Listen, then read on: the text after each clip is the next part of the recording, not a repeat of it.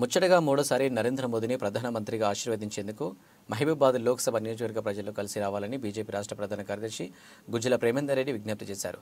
భద్రాచలం నుంచి వరంగల్ భద్రకాళి దేవాలయం వరకు బీజేపీ చేపట్టిన విజయ సంకల్ప యాత్రకు మహబూబాబాద్ జిల్లా కేంద్రానికి చేరుకోవడంతో పార్టీ శ్రేణులు, అభిమానులు అపూర్వ స్వాగతం పలికారు.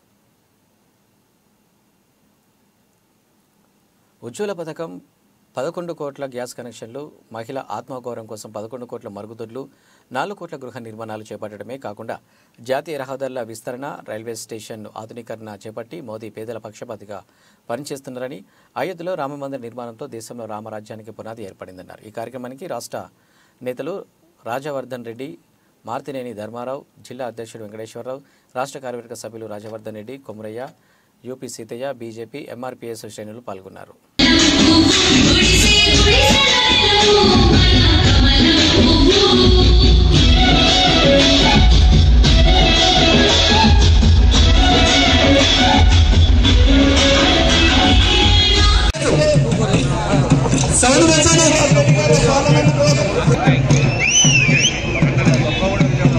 దేవేంద్ర గారు పార్లమెంట్ కో కన్వీనర్, పట్టణ అధ్యక్షులు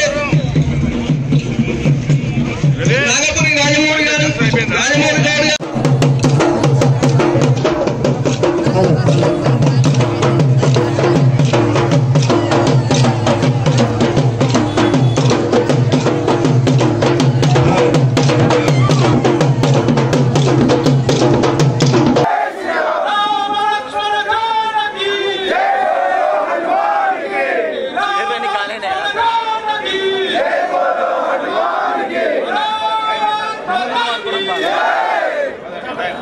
వందనాలు. మా బీజేపీ పార్టీ ఎల్ల వేళలా మీ వేళ ఉంటుందని మోడీ గారు మరొక్కసారి మరొక్కసారి మరొక్కసారి మరొక్కసారి మరొక్కసారి మరొక్కసారి మరొక్కసారి మరొక్కసారి जय सेवालाल महाराज की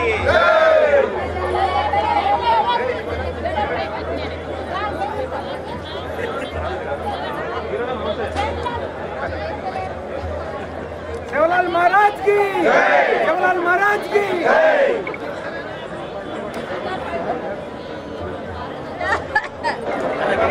డి నాగమణి గారు మహిళా మోర్చా జిల్లా అధ్యక్షురాలు వేదిక మీదకి రావాల్సిందే కోరుచున్నాము. అలాగే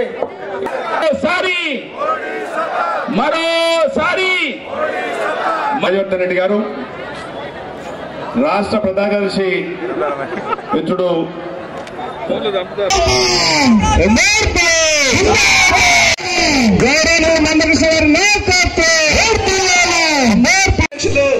ఎలమంచిలి వెంకటేశ్వరరావు గారు. అదే సమయంలో మేము అడిగినప్పుడు 10కి 8 నుంచి 9 మంది వరకు పార్లమెంట్ ఎలక్షన్స్ వచ్చేటప్పటికి బీజేపీకి వేస్తామని గంటాపదంగా.